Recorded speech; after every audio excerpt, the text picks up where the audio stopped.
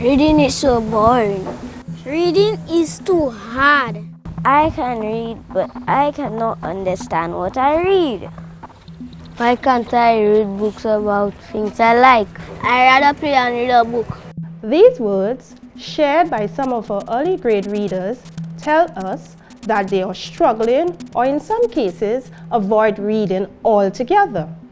As educators, we know that reading is the key to unlocking our learning and education. And we recognize what readers say when they are experiencing difficulty or have lost interest. Across the OECS, teachers are finding creative ways to re-engage these students and give them what they need to improve as readers. My name is Cordelia Smith and I am a grade 3 teacher. Today, we have a panel discussion with two kindergarten teachers, Mrs. Karen Matura and Miss Nerissa Fortune, to discuss how we can support early grade reading in the classroom. Good day, ladies, and welcome. So, Miss Matura, how do you know when a student is experiencing difficulty when learning to read? As a teacher with over 13 years of experience, it is very easy for me to identify my most challenged readers.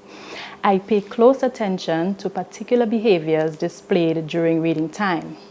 Lack of participation of such students is one behavior which is very obvious to me, because in some cases, these students would be participating in classroom activities, but when it comes to reading, they tend to shy away. Avoiding reading is another indicator that students are struggling. Some of them are not excited about homework because they are unable to read, and so they do not know what is expected of them whenever homework is given.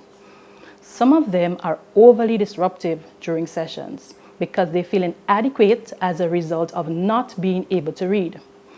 Others, for the same reason, are extremely quiet, and so they refrain from asking and answering questions. The unnecessary frequent visits to the bathroom also suggest to me that students are having challenges. They use this as a means of escape to avoid reading. Thank you, Mrs. Matura. I think we have all seen this in our primary classrooms. Once we notice it, it's time to think about how we can ensure the student gets back on the path to success. Miss Fortune, when you notice a child is having difficulty, how do you ensure the student starts to feel successful again? Now, as a teacher, one of the first things you need to do when a student comes to you is to get to know him or her. It is important that you learn your student. Now, there are a number of ways you can learn about a student. You can administer a diagnostic reading test, such as a running record, which will provide you with the skills that the student has under control and those that they need to build on. Thus, the results will inform future instructions to help in scaffolding the child. Additionally, a good way to get to know your student is through observation. Through observation, you will learn a lot about what the student is interested in. Learning a student's interest will assist you as a teacher in providing reading materials that will captivate the student. For example, most of our students today are into dinosaurs and other prehistoric creatures. They are fascinated by these creatures, so your best bet as a teacher is to provide a variety of non-fiction materials to stimulate and help develop a love for reading. Lastly, providing feedback to your student is necessary.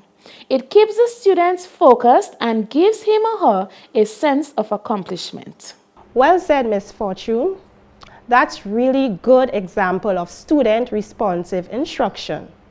We get to know the student and what he or she is able to do, and we plan lessons and move them forward. We also see children in our classroom who are actually very good readers. And not only can they read accurately and fluently, They have good comprehension skills, but they have lost interest in reading. Ms. Mature, how do you go about engaging students who say they are bored and seems to have tuned out? Over the years, what I've noticed is that students become bored for a number of reasons. Difficult tasks, as well as tasks that are too easy for them, can cause boredom. Also, when topics are not of interest to them, they tend to turn off. Here, I would like to give high commendations to the Early Learners Program for providing many books with a range of interests that our students can choose from. As the teacher, I try to match reading instruction with students' interests. So, I will connect a science lesson to a reading opportunity by using science books as main texts. During reading, we use strategies such as predicting, visualizing, and making connections. These strategies make word on a page come alive. We also use a lot of questions to encourage even the youngest of readers to think. For example, we would ask questions like, why do you think that? Or, do you ever wonder about? Or, is there another way the author could have said that? These techniques would cause the child to see reading as an exciting process and no doubt develop a love for and a habit of reading. Well said, Mrs. Mature.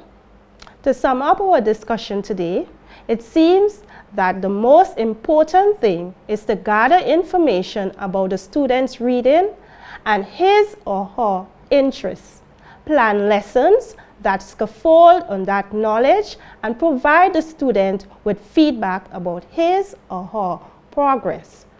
That's what we mean by student-responsive instruction. Through this, we will have more students saying, I love to read.